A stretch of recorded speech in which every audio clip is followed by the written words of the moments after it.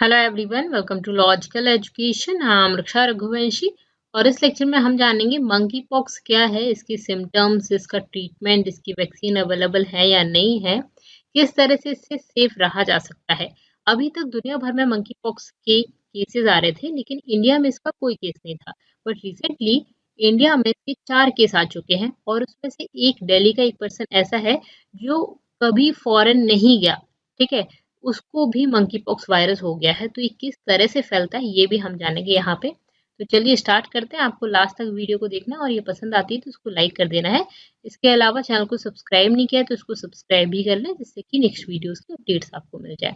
Okay, बात करते हैं इस न्यूज़ के बारे में। देखिए क्या हुआ है, रिसेंटली WHO ने डिक्लेयर किया है जो मंकी पॉक्स है, मंकी पॉक्स आउटब्रेक को public health emergency of international concern. Very very important, यहाँ पे ये बात बहुत ज़्यादा इंपॉर्टेंट हो जाती है क्योंकि WHO ने इसको public health emergency of international concern घोषित किया है।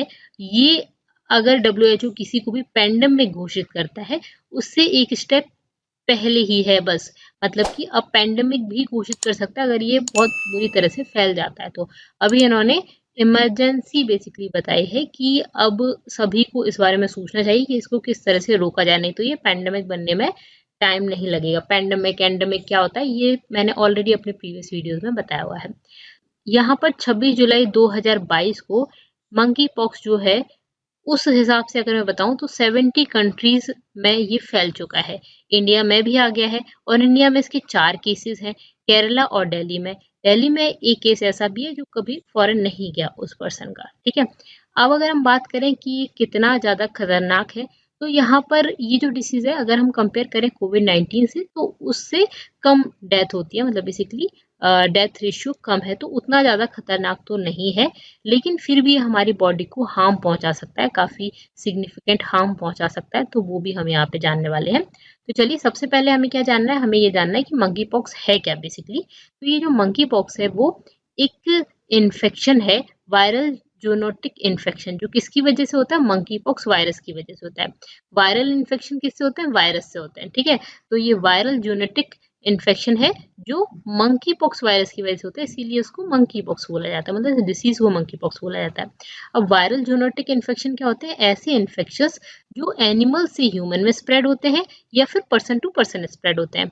पहले एनिमल से ह्यूमन में हो गए और उसके बाद फिर एक से दूसरे में, तो इस तरह से पर्सन टू पर्सन भी स्प्रेड होते हैं और एनिमल टू ह्यूमन भी स्प्रेड होते हैं। और किस तरह से स्प्रेड होते हैं, तो यहाँ पे आप किसी भी जो जैसे कि कोई पर्सन जिसको ये वायरस इन्फेक्शन था और उसने किसी ऑब्जेक्ट को टच किया, वो कंटेमिनेटेड ऑब्जेक्ट अगर आपने भी टच कर लिया तो वहां पर उस पर्सन को भी जिसने टच किया, जो कंटेमिनेटेड ऑब्जेक्ट था उसको टच किया, तो उससे उस पर्सन को फैल जाएगा। तो ये 3 तरह से फैल जाते हैं, ठीक है। ये फर्स्ट डिस्कवर हुआ था 1958 में, ठीक है। मंकीज में डिस्कवर हुआ था पहली बार और शायद इसी वजह से इसका नाम मंकी पॉक्स वायरस रख दिया गया, ठीक है। और ह्यूमन केस कब आया था पहली बार, तो 1970 में आया था।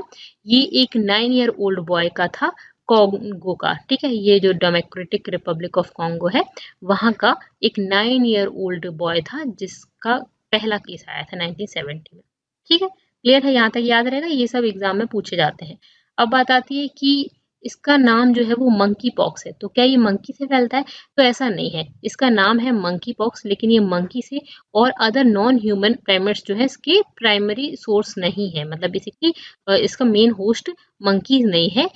लेकिन ये चीज अभी कंफर्म नहीं की गई है WHO के द्वारा, तो इसके जो मेन होस्ट है वो मंकीज नहीं है या नॉन ह्यूमन प्राइमेट्स नहीं है।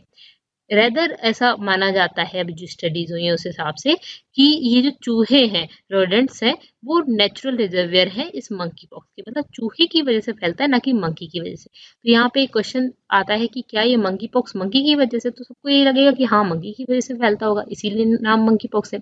ये पहली बार मंकी में डिस्कवर हुआ था और इसलिए मंकी पॉक्स नाम हो गया, ठीक है। लेकिन यहाँ रोडेंट्स की वजह से या आप बोल सकते चूहे की वजह से ये फैलता है, लेकिन ये चीज अभी कंफर्म नहीं की गई है WHO के द्वारा, ठीक है। This is not need to be sorry still needs to be confirm by WHO, okay, not confirm by WHO, okay, clear है। अब ये कितनी तेजी से फैलता है, क्या ये जैसे कोरोना की फर्स्ट सेकेंड वेव देखा बहुत ज्यादा तेजी से फैल रही थी, क्या इस तरह से स्प्रेड होता है, तो इतना तेजी से तो नहीं होता। यहाँ पे 3 तरीके हैं इसके स्प्रेड होने के, नहीं तो अभी तक पूरी दुनिया में फैल चुका होता, बहुत तेजी से फैल चुका होता, उतना तेजी से नहीं होता लेकिन फिर भी काफी तेजी से होता है।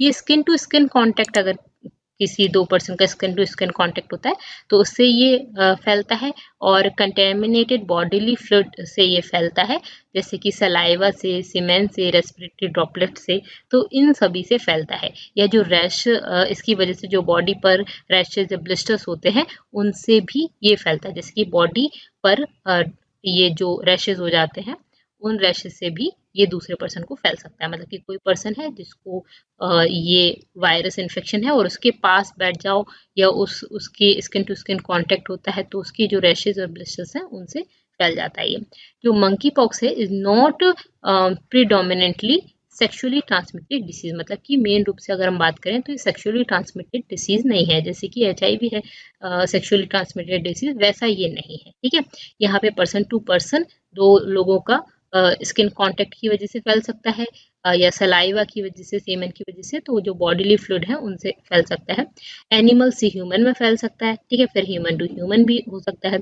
इसके अलावा कोई भी कंटेमिनेटेड ऑब्जेक्ट है, किसी पर्सन ने जिसको ये वायरस इन्फेक्शन था, उसने लाइक कोई हैंकी यूज किया है, कोई भी चीज यूज की है और उसका बेड है तो बेड को दूसरा पर्सन यूज करेगा तो यहाँ पे जो रैशेज और ब्लिस्टर्स हैं उनसे ब्लड वगैरह निकले या कुछ भी, तो उनकी वजह से भी ये जो इन्फेक्शन है वो दूसरे पर्सन में जा सकता है।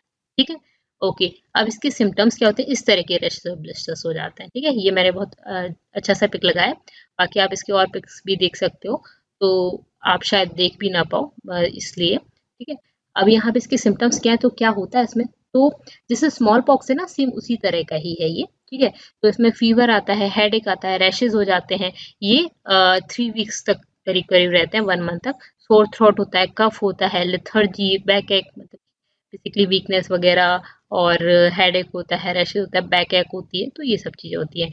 और इसकी अगर हम बात करें कि किस तरह से टेस्ट किया जाता है, तो ब्लड, यूरिन और रेस ब्लिस्टर्स सैंपल, ये इस ब्लिस्टर्स रैशेज के सैंपल लिए जाते हैं, यूरिन और ब्लड के सैंपल लिए जाते हैं for patient or use of DNA PCR test के लिए ये यूज किए जाते हैं।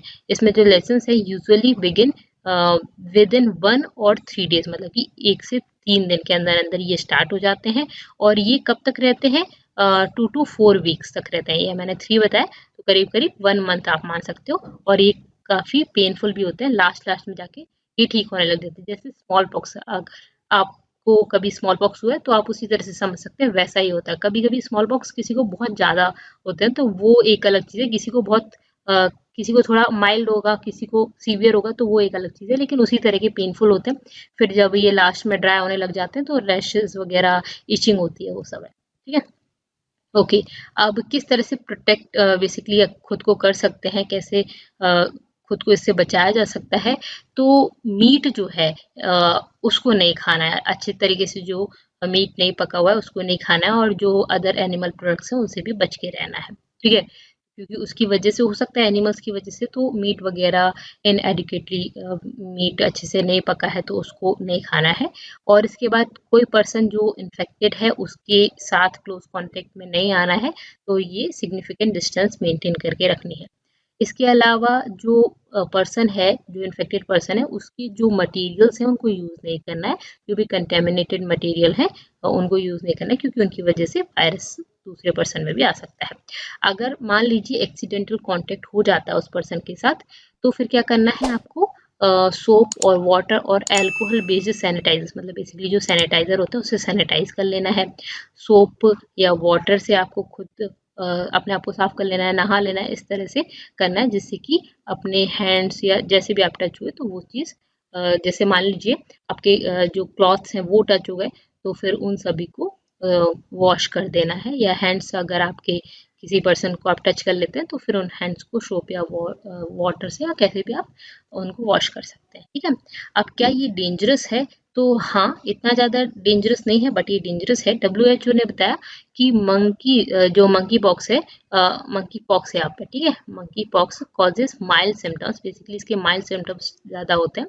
अगर सिम्टम्स सीवियर हैं तो फिर ज़्यादा ट्रीटमेंट की ज़रूरत है, जैसे कि माइल्ड सिम्टम्स में जैसे कि फीवर आ गया, ऐसे स्किन लेशंस वगैरह, ये जो मैंने अभी बताया आपको, तो ये 2 to 4 वीक्स में ठीक हो जाता है।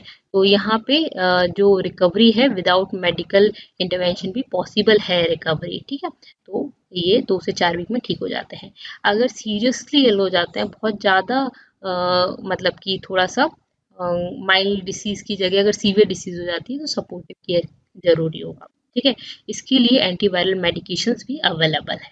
ओके, तो ये बेसिकली मंकी पॉक्स वायरस है जिसके बारे में मैंने बताया किस तरह से मंकी पॉक्स होता है मंकी पॉक्स वायरस से, ठीक है। तो यहाँ पे हमने डिस्कस किया।